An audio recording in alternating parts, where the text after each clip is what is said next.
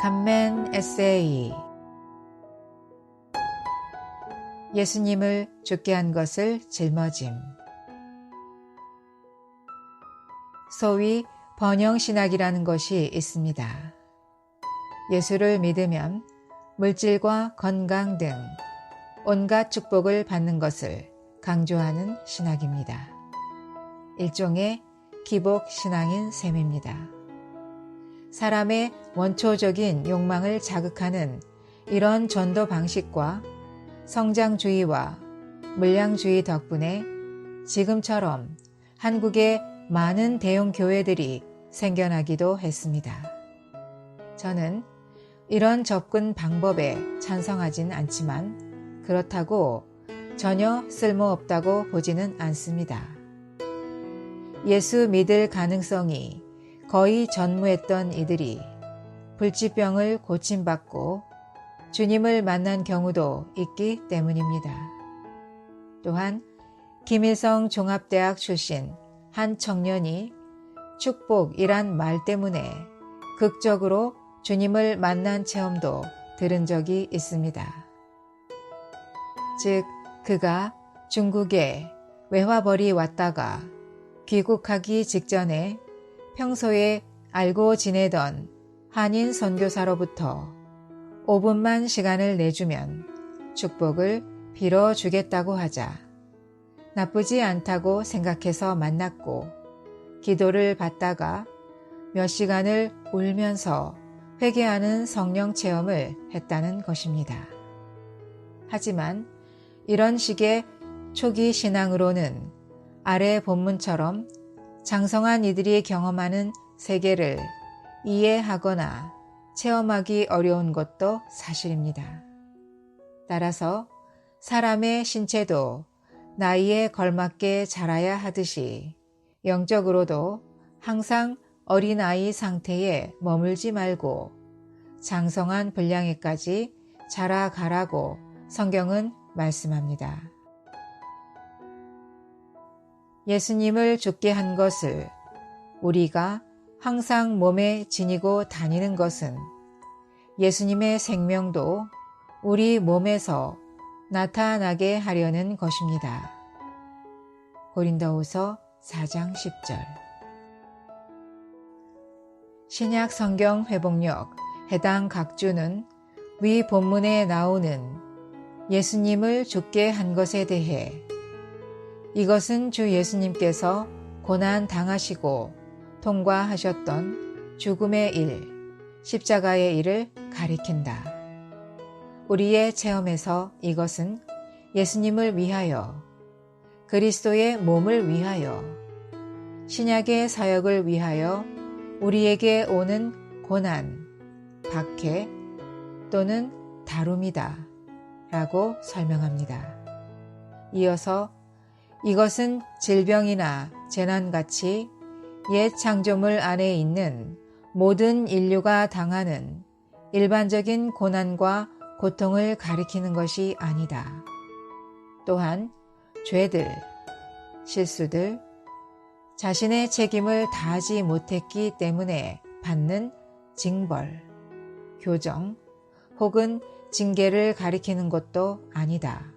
라고 하여 여기서 말하는 내용이 일반인들이 겪는 고난과는 무관함을 분명히 합니다.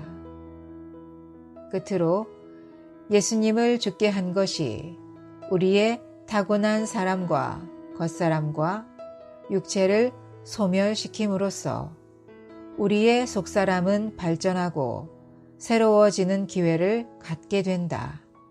라고 하여 왜 믿는 이들이 이러한 단단한 음식에 해당하는 말씀을 삶 속에서 체험해야 하는지를 말하고 있습니다.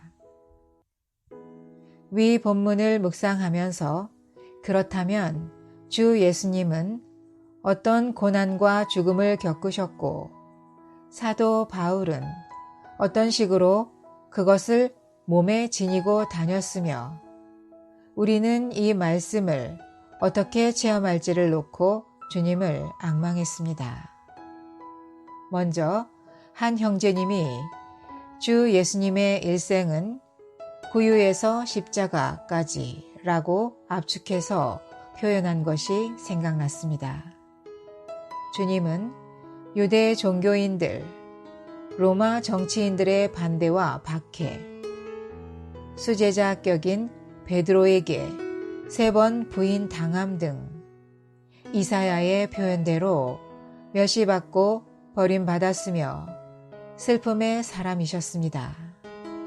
또한 십자가에 달려 장에 찔려 죽으신 신체의 고난만 아니라 이 땅에서 성부의 신성한 인격을 사는 본을 세우시려고 늘 자신의 혼을 부인하셔야 했던 그분의 심리적인 고난도 떠올랐습니다.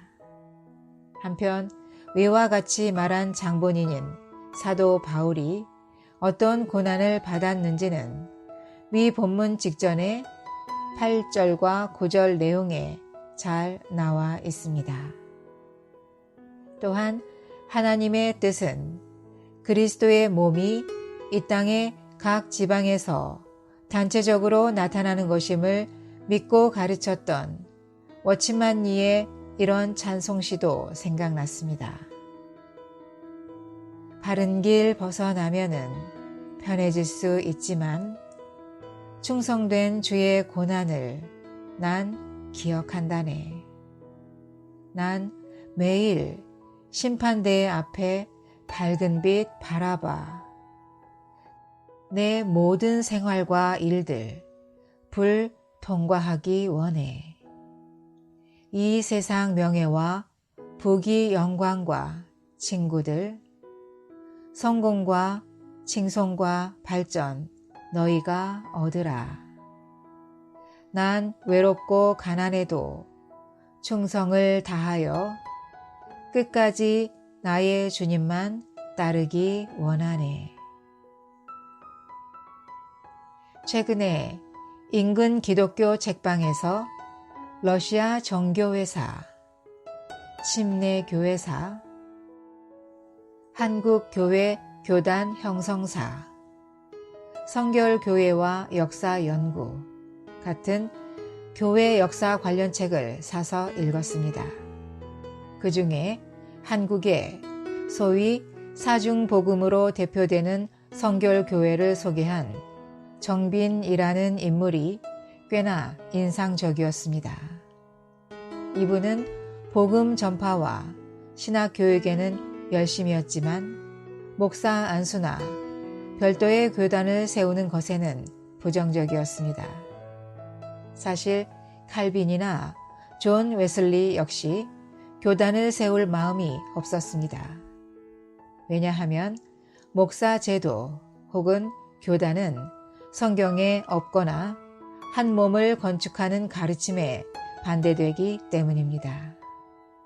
그러나 현실은 장감성처럼 이름이 알려진 교단 소속이 아니면 교회 부흥이 안 되고 교회에 목사가 없다고 하면 이단 시비 내지는 이상한 교회로 치부됩니다.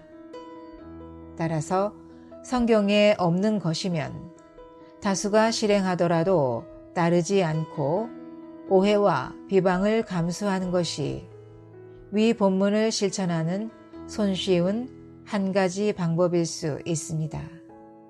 그러나 더 깊은 십자가는 내주하시는 주님의 인격이 우리의 삶에서 나타나도록 항상 우리의 자아를 제쳐놓는 것입니다. 사실 이것이 주님께서 사셨던 삶이었습니다. 오 주님, 늘 예수님의 생명이 우리 몸에서 나타나는 삶을 살게 도우소서. 아멘.